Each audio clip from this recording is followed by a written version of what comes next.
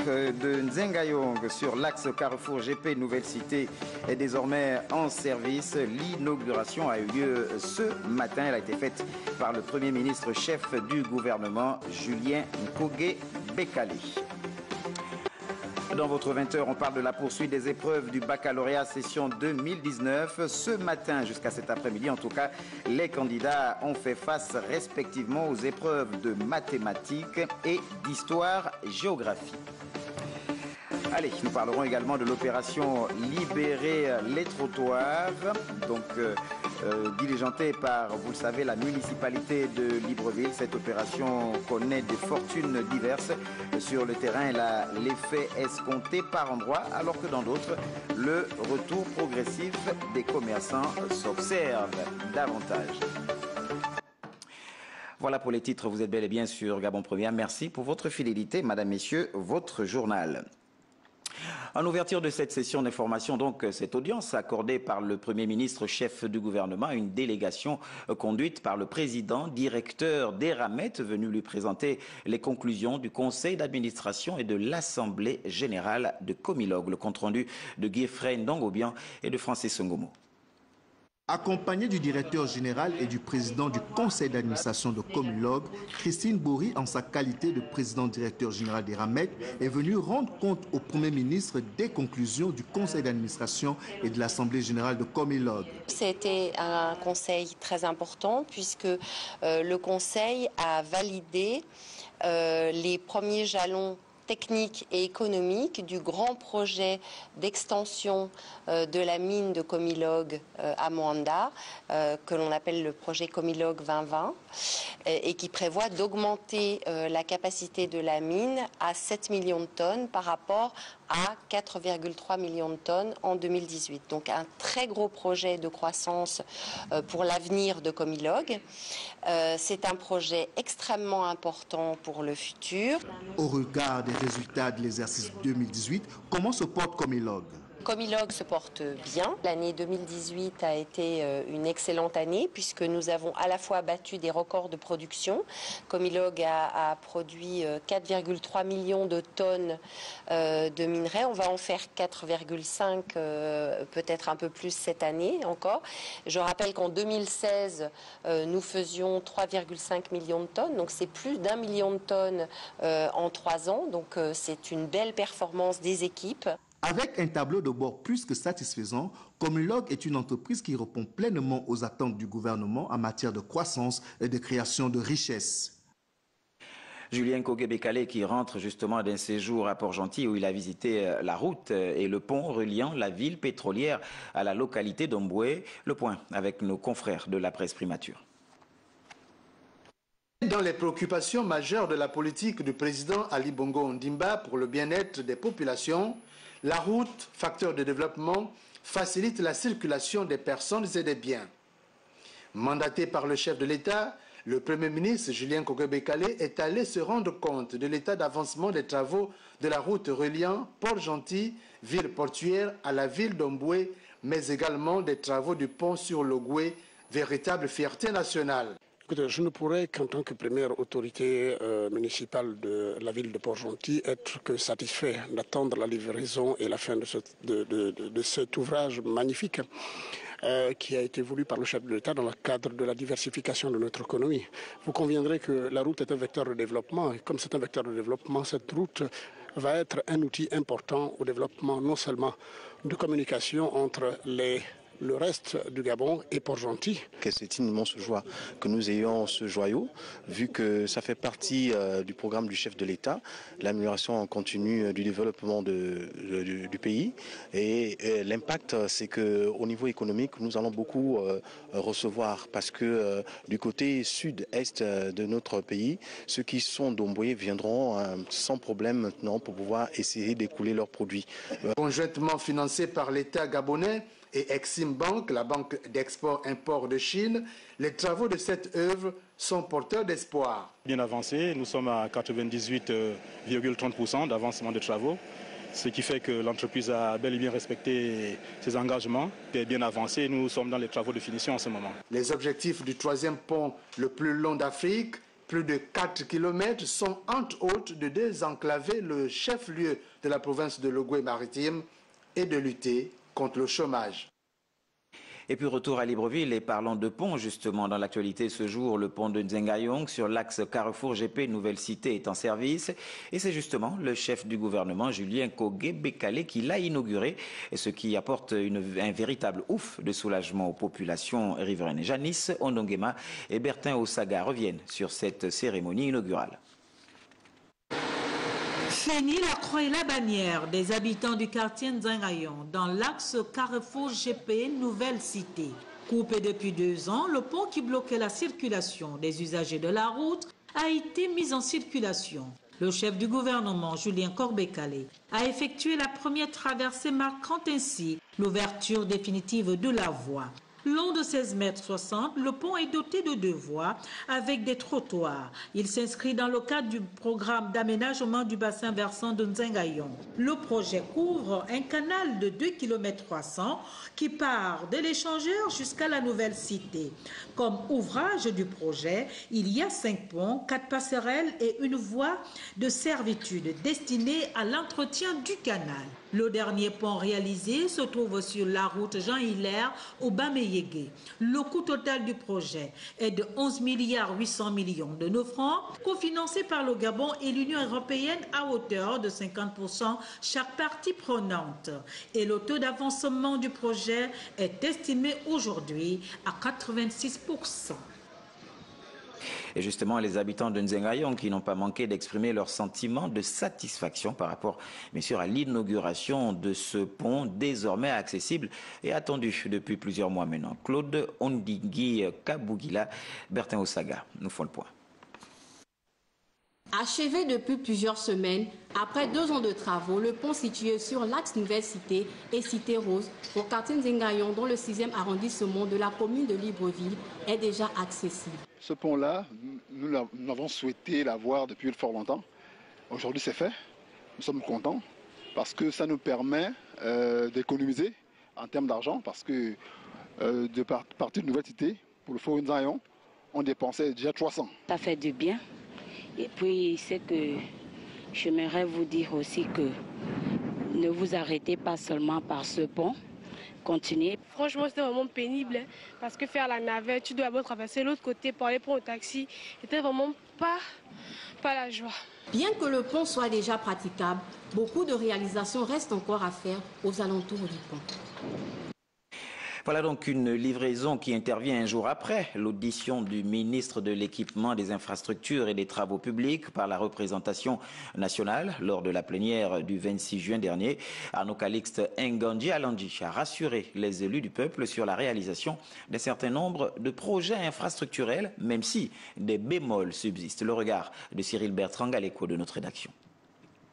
Cette fois-ci, il s'adresse au ministre de l'Équipement, des infrastructures et des travaux publics et il dévoilera le sujet devant nous tous. Devenu une tradition à l'Assemblée nationale depuis le début de la 13e législature, ces auditions des membres du gouvernement par les élus du peuple semblent venir donner plus de réactivité à l'exécutif dont l'action n'est pas souvent bien perçue par les populations. Le cas le plus visible pourrait être celui de l'équipement, des infrastructures et des travaux publics, quelquefois tensé de ne pas travailler la route, mais surtout de ne pas contrôler les travaux engagés, ni les achever, encore moins les livrer. On se souviendra qu'une récente audition du patron de l'équipement et des travaux publics par les élus du peuple lui avait valu des interpellations sèches sur la problématique des infrastructures et de la route au Gabon, et que ce dernier promettait également que ces services devraient s'employer à suivre l'ensemble des travaux dans lesquels son département ministériel est engagé, et cela au cours du lancement officiel des travaux de réhabilitation de l'Assemblée nationale et de son hémicycle. Arnaud Calixte Ngandji Alandji, qui ce jour-là rassurait les députés, vient de passer de la parole à l'acte, du moins pour ce qui concerne la construction du pont d'une cité dans le 6e arrondissement de Libreville, en procédant à l'inauguration de l'infrastructure aux côtés du Premier ministre ce jeudi 27 juin. On peut donc dire bravo au ministre de l'Équipement, mais un bémol demeure: la réhabilitation des voiries, les voies secondaires et la route nationale qui reste encore un véritable calvaire pour les usagers. Et dans le même ordre d'idée, le premier semestre 2018 enregistre 3 accidents sur le réseau ferroviaire. Un constat préoccupant qui a motivé l'interpellation hier de Justin Dundangoy, le ministre des Transports, par Guy François Mungengi Kumba, député du premier siège au 5e arrondissement de la commune de Libreville. Le regard cette fois de Guy Frendong-Obiang et de Nadège Ndoumanene. Suite à la recrudescence des déraillements et accidents des trains minéraliers et fret, les députés s'interrogent sur l'état actuel du chemin de fer national. La série noire des accidents se poursuit avec de grosses pertes économiques et la dégradation continue de la voie ferrée. Monsieur le ministre, qu'est-ce qui se passe exactement sur notre chemin de fer qui jadis faisait la fierté des compatriotes choisissant le train pour se rendre à l'intérieur du pays? La psychose, la crainte, la peur de voyager par train deviennent le souci réel de très nombreux compatriotes souhaitant se rendre dans les provinces du Moyen-Ogooué, de l'Ogooué-Ivindo, de l'Ogooué-Lolo et du Haut-Ogooué. Le ministre en charge des Transports a apporté des éclaircissements sur les risques qui mettent en mal l'exploitation du réseau ferroviaire. Le gouvernement, comme l'Assemblée nationale, est d'avis que la situation actuelle de l'exploitation ferroviaire, avec la recrudescence des déraillements, constitue une réelle préoccupation. Cette situation a des sources anciennes qu'il faudrait aller chercher dans le processus de gestion du chemin de fer, mais aussi est liée aux facteurs naturels, relief et géologie des sols. C'est donc en considération de tous ces facteurs que le gouvernement, par ma voix, se concentre pour apporter des réponses concrètes, entre autres au déraillement des trains et à la réhabilitation totale du chemin de fer, sans omettre de rappeler le contexte de l'exploitation du Transgabonais. Épine dorsale de l'économie, le Transgabonais est un linéaire long de 648 km mis en exploitation au début des années 80. Confronté à une vétusté avancée, des travaux de rénovation financés par l'Agence française de développement sont en cours depuis des années. Et puis concernant le ministère des Transports et du Tourisme, il est à noter pour les jeunes Gabonais intéressés par les métiers du tourisme et de l'hôtellerie que l'école de l'hôtellerie et du tourisme de la communauté économique et monétaire de l'Afrique centrale organise le 13 juillet 2019 au titre de l'année académique 2019-2020 un concours d'entrée de la dite école. Il y a donc 3 cycles de formation. La date limite de dépôt des dossiers étant fixé au jeudi 4 juillet 2019, il est demandé aux intéressés de se rapprocher de la direction générale du tourisme, notamment au 2e étage de l'immeuble jouxtant la banque Loxia au centre-ville à Libreville, notamment pour des informations complémentaires. Le ministre de l'économie, des finances et de solidarité nationale, Roger Wonomba, était cet après-midi face aux honorables députés. Le membre du gouvernement est allé présenter à la représentation nationale pour examen et avis le cadrage macroéconomique et budgétaire 2020-2022. Une orientation budgétaire qui a suscité moult réactions chez les honorables députés, comme vous avez pu le suivre en direct sur Gabon Première cet après-midi. Le point avec la presse de l'Assemblée nationale. Débat relatif à l'orientation budgétaire pour l'exercice 2020 a suscité beaucoup d'intérêt chez les honorables députés, aussi bien ceux de la majorité que ceux de l'opposition. Tout en félicitant le ministre en charge de l'économie de la clarté de sa présentation, l'honorable Blaise Louembé notamment s'est demandé si les mesures prises par le gouvernement peuvent juguler les grèves récurrentes dans les secteurs de la santé, l'éducation et l'enseignement supérieur. On regarde à l'analyse de l'axe 4 des enveloppes budgétaires 2022, il ressort que le budget de l'éducation nationale est en décroissance. Celui de la santé, celui de l'enseignement supérieur est stable, celui de la santé également est en décroissance. Or, ces deux secteurs, éducation et santé, sont réputés des secteurs sinistrés. Quant à l'honorable Serge Ndong, il a brillé par une succession de propositions constructives. Poursuivre les réformes visant à mettre en œuvre le plan de relance de l'économie. Appliquer sans réserve les dispositions relatives aux recettes affectées, conformément aux textes en vigueur en République gabonaise, notamment les lois des finances, c'est-à-dire que toute dépense doit être inscrite sur la loi des finances et doit correspondre à une ligne budgétaire. Au-delà de la clarté de l'exposé du ministre de l'économie, Roger Wonomba, l'opposition dans son ensemble a déploré l'inadaptation des prévisions du gouvernement aux réalités économiques actuelles. Le même Roger Wonomba s'est prêté au même exercice du côté du Sénat. Le ministre des Finances a été auditionné ce matin au Palais Omar Bongo. Plusieurs textes à l'ordre du jour. 2 projets de loi autorisant l'État gabonais à contracter un emprunt auprès de l'ABAD et le projet de loi portant suppression de certains services publics et le débat d'orientation budgétaire relatif à la préparation du projet de loi des finances 2020. La presse du Sénat nous fait le point. Activité intense au palais du Sénat pour un jour qui précède celui des vacances parlementaires. Quasiment au pas de course, le ministre des Finances présentait devant les commissions des lois et des affaires administratives ainsi que celles des finances 3 textes d'importance. Il s'agissait tout d'abord du projet de loi portant suppression de certains services publics. 15 entités publiques en effet sont visées par cette suppression dont l'objectif est de matérialiser les mesures de rationalisation des services publics tel que souhaité dans le plan de relance de l'économie.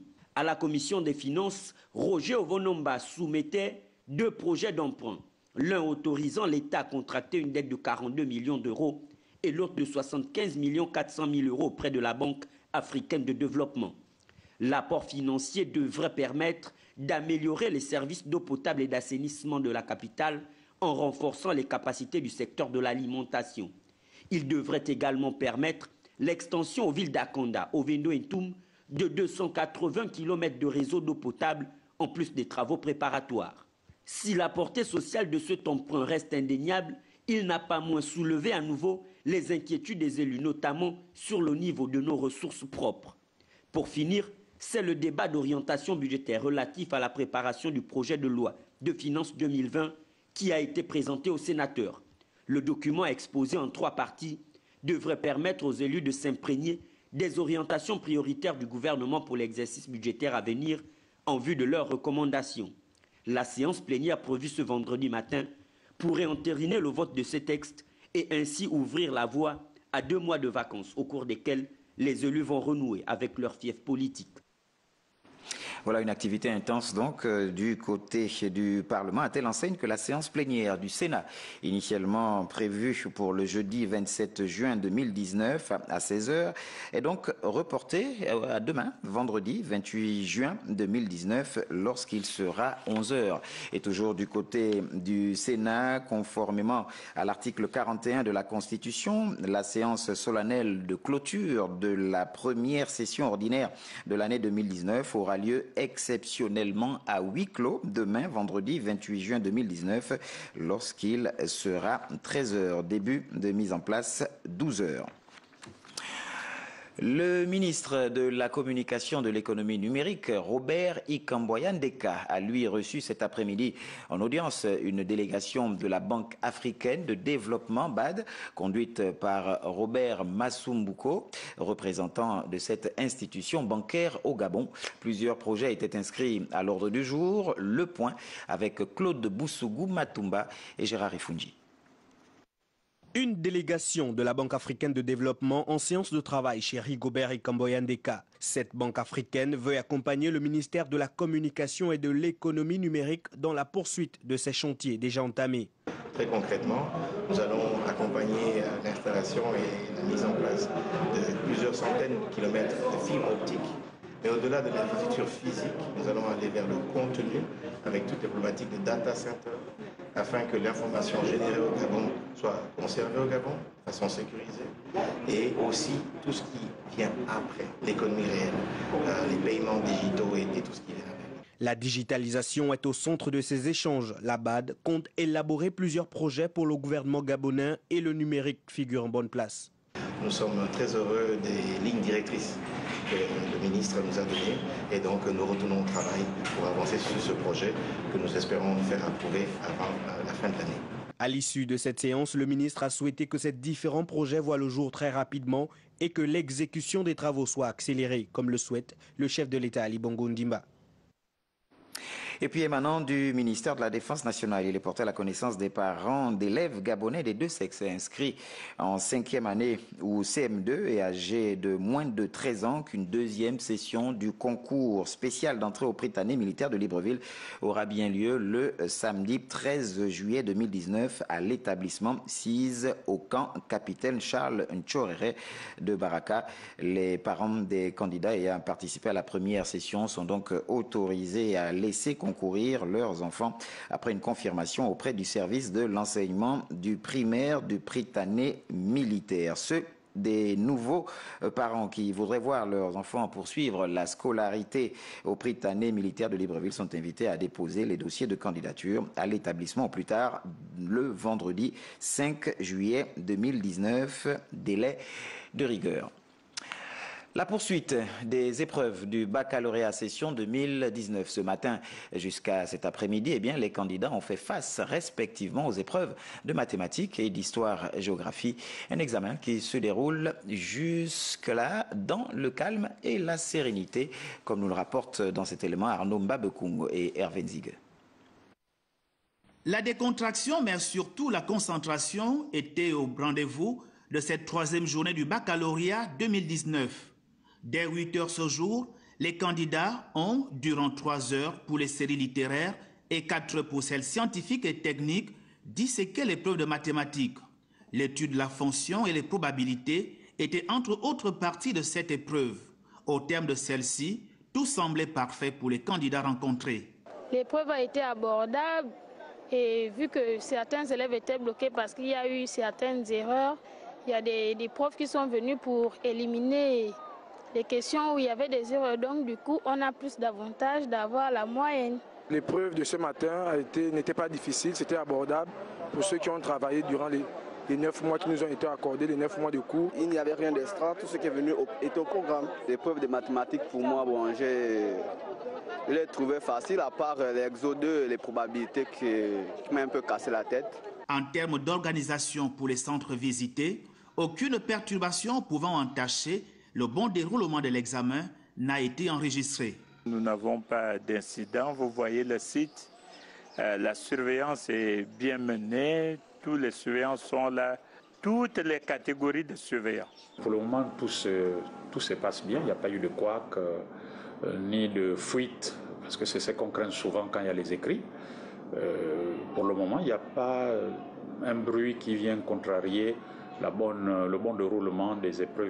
Si les différents postulants semblent avoir assimilé l'épreuve de mathématiques, dans l'après-midi, ils ont dû relever un autre défi, celui de l'épreuve d'histoire-géographie. Et à ce propos, allons à Koulamoutou, voir comment s'est déroulée la première journée du baccalauréat technique au lycée Moutou Mambou, premier centre technique de la province, avec la première cuvée de ce lycée qui a inscrit plus de 35 candidats sur les séries ACC et CG. Reportage. Les candidats de la série ACC et CG ont abordé avec confiance cette première journée du baccalauréat technique. Le lycée qui accueille pour la première fois un centre d'examen a réglé tous les détails. Tout a bel et bien commencé avec l'épreuve écrite DPS. Nous sommes aujourd'hui sur les épreuves de philosophie en matinée et dans l'après-midi les épreuves d'histoire-géographie. Au total, nous avons 31 candidats répartis comme suit, 11 candidats en comptabilité-gestion et 20 candidats en ACC. Donc nous croyons que les conditions sont réunies. Vous avez pu le constater vous-même pour que les enfants travaillent dans un cadre approprié et nous ne pouvons que souhaiter à tout le monde bonne chance. Pour cet examen à Koulamoutou, les responsables du ministère se sont arrangés à ne rien négliger car les épreuves ont bien débuté dans ce centre. Le baccalauréat se passe dans une très bonne sérénité. Les candidats aujourd'hui sont en train de plancher sur la filière de philosophie. Les candidats sont sur l'épreuve et tout se passe dans les normes d'examen. Est-ce qu'il faut dire que tous les candidats ont répondu massivement présent? Tous les candidats sont présents sur le centre. Nous n'avons pas pour l'instant noté de candidats absents au niveau du centre du baccalauréat technologique de Koulamoutou de Moutou Mambou. Les 35 candidats du lycée Moutmambou se sont bien armés afin de décrocher ce sésame qui restera gravé dans les annales de ce lycée qui, par cette série technique, tient à s'arrimer à la volonté des plus hautes autorités du pays de promouvoir la formation technique. Et pendant ce temps, l'heure est aux récompenses pour les meilleurs élèves des 5 lycées de Mwanda dans la province du Haut-Ogooué. Ils ont été primés par la compagnie minière de l'Ogooué, Comilog. C'était au cours d'une cérémonie officielle à laquelle prenaient part plusieurs cadres de la localité. Wilson Wobakassa pour le point. La direction de la compagnie minière de l'Ogooué vient de primer les 22 meilleurs élèves des 5 lycées ayant obtenu les meilleurs résultats scolaires au terme de cette année académique. Pour cette deuxième édition des élites de Mwanda, la palme d'or a été décrochée par l'élève Marie-Gloire Aoulou de la seconde S au lycée Henri Silvoz qui a réalisé un score de 17,30 sur 20. Elle nous partage ici son secret des réussites. D'abord, je suis très contente. C'est une immense joie de recevoir ce prix. Pendant les 9 mois, j'ai travaillé et j'ai travaillé surtout ensemble. On travaillait surtout en groupe. Lorsqu'on nous donne une leçon, directement, on révise. Comme ça, nous maîtrisons. Avant même le devoir, on connaît déjà ce qu'il faut faire, même avant le professeur. On doit déjà anticiper le professeur. Cette cérémonie qui a vu la présence des autorités politico-administratives de la commune de Mwanda fut une occasion pour l'administrateur directeur général de la Comilog de revenir sur la vision de cette organisation. La signification de la cérémonie de ce matin est pour inculquer cette culture de la performance, cette culture de l'excellence, qui est également prônée par les plus hautes autorités de l'État. Nous pensons que parce qu'on va aller avec cette culture de l'excellence et de la performance le plus près possible des élèves et le plus tôt, nous allons commencer à construire le Gabon qui gagne avec les champions de demain. La prestation des artistes locaux a mis un terme à cette deuxième édition des élites de Mwanda qui, sans nul doute, connaîtra son 3e chapitre l'année prochaine. Et puis retour à Libreville pour parler de l'opération Libérer les trottoirs, diligentée, vous le savez, par la municipalité de Libreville. Elle connaît cette opération des fortunes diverses. Sur le terrain, elle a l'effet escompté par endroits, alors que dans d'autres, le retour progressif des commerçants s'observe davantage. Arnaud Mbabekung, Hervé Zigué ont effectué pour nous le constat.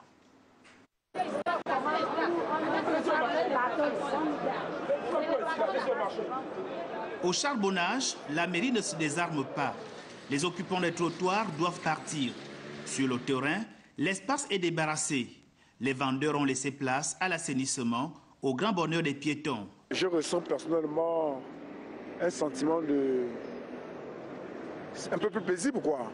C'est un peu plus aéré, il y a l'air, bon, c'est un peu plus mieux qu'avant. Le travail effectué par le maire de Libreville, les fleurs nous regardons l'embellissement.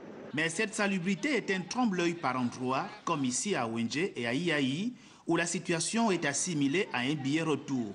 Un comeback dû au manque d'espace affecté par la municipalité. Peut-être qu'avant de réagir, il allait d'abord commencer par nous construire les marchés. On ne veut pas quitter le trottoir, mais on n'a pas de place où aller. Si le maire veut nous enlever d'ici, il doit d'abord nous trouver une place. Les commerçantes ne subissent pas seulement le déguerpissement, mais elles s'interrogent surtout sur la destination prise par leurs marchandises. Les choses qui nous amènent là, je ne connais pas. Ils ramassent seulement, ils amènent, je ne sais pas là où ils vont stopper. Et ils viennent ici, là, ils viennent brûler, comme vous voyez là.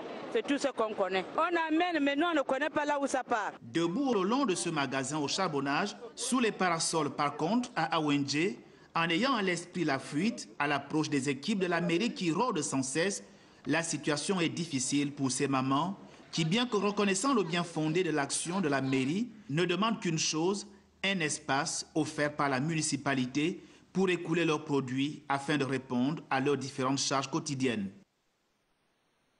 Voilà, et puis en image, le ministre des Sports, Franck Nguema, a initié une série de rencontres avec les fédérations et structures sportives. Pour cette première journée de prise de contact, les fédérations gabonaises d'athlétisme, de basketball, de boxe et de cyclisme, ainsi que le comité national olympique ont donc été reçus.